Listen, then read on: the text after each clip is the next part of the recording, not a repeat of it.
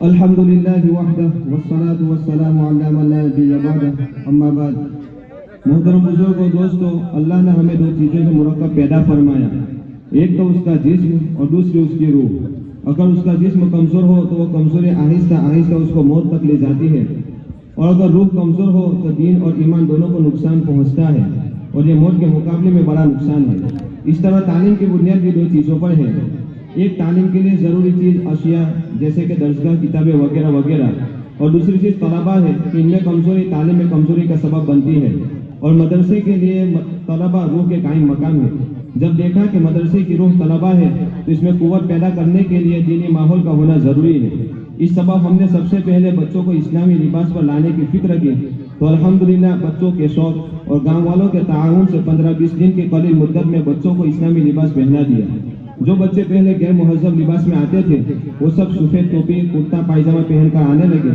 اسی طرح لڑکیوں کے لیے برقعوں کا انتظام کیا، جس میں کچھ رقم بچے فیس کے طور پر لائے اور کچھ رقم کا انتظام گاؤں کے صاحب خیر حضرات کے تعاون سے ہوا. اب جب یہ محسوس ہوا کہ مدرسے کے پاس بچوں کے مستقبل کے لیے کوئی انکم نہیں ہے اور پورے سال کے درمیان میں کوئی نہ کوئی خرچہ ہوتا رہتا ہے اور سال کے آخر میں سالانہ انعام کا خرچہ بھی آتا ہے، تو ہم نے بچوں کے پاس سے ہر مہینے 100 روپے فیس لینے کا مشورے سے طے کیا.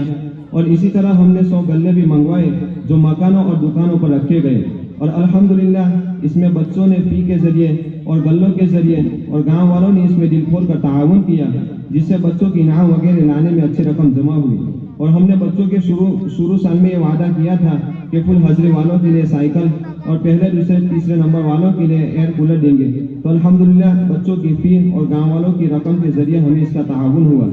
لیکن ابھی جنرل انعام کے لیے پیسوں کی ضرورت تھی، تو گاؤں کے کچھ صاحب خیر حضرات جیسے راجو بھائی دیوان، حجی سعید پٹھان، فضل بھائی قریشی، اقبال امیر صاحب وغیرہ وغیرہ حضرات کے تعاون سے اس کا بھی انتظام ہو گیا. اس طرح انجمن معین الاسلام انکلیشور کے سرپرست سعید بھائی درسوت کی طرف سے ہمارے بچوں کو مدرسہ بیگ اور لڑکیوں کے لیے برقعوں کا انتظام کیا گیا. اور یہ سب ہم نے اس لیے کیا کہ بچوں میں تعلیم کا شوق پیدا ہو اور ان کے حوصلہ افزائی ہو اور ان کا مستقبل سنور جائے، اور یہی بچے آگے چل کر انبیاء کرام کے وارث اور قوم کے رہبر بنیں گے اور ہماری نجات کا ذریعہ بنیں گے. محترم حضرات، بچوں کے مستقبل کے لیے اساتذہ اور منتظمین حضرات اپنی طرف سے پوری محنت اور کوشش کر رہے ہیں. اب والدین کی ذمہ داری یہ ہے کہ وہ بھی اپنے بچوں کی تعلیم کی فکر کو اپنا اڑنا بچھونا بنا لے اور ان کی وقتاً فوقتاً تعلیم کے بارے میں پوچھ تاچھ کرتے رہے اور مدرسے وقت پر پہنچانے کی فکر کرے.